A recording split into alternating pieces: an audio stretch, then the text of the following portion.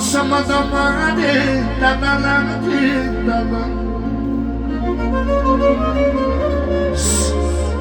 dar eu nu vreau să mă domoare, că mă nași de valoare. Vai, vai, vai, vai.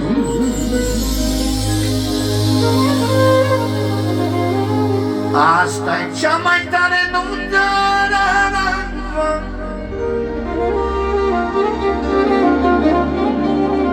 Drănașul mare! Să dau milion! Pentru nunta asta nu e unicată și pentru fiii tăi, toți nașii de mare valoare, toată lumea prezentă. Se repede strofa câtele. Ia! Ia uitați-vă la ele, da da la da la. Dar ce frumos să fii inima ta, vai, vai, vai, vai, vai, vai, vai, vai, vai, vai.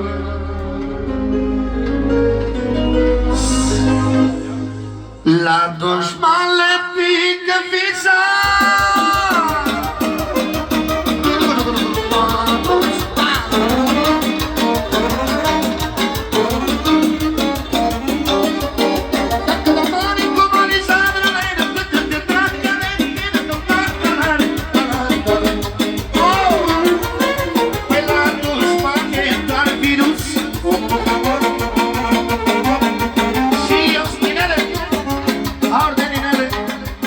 Acolo la Româniacu.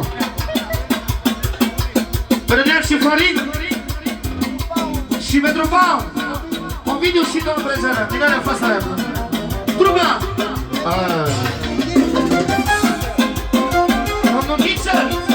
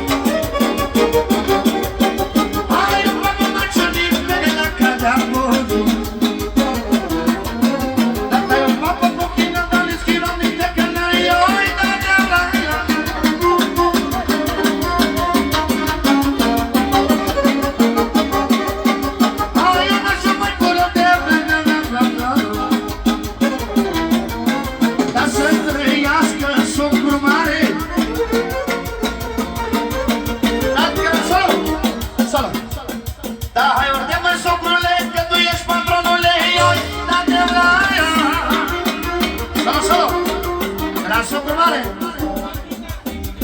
Pentru toți, fără nicio diferență. Un om cu caracter și cu valoare de la mea ești de aici. Turma!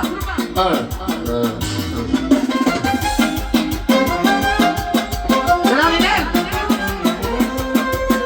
Și pentru socul mic tatăl tău. Trească socul mic Arăsanu. Tatăl lui Linel!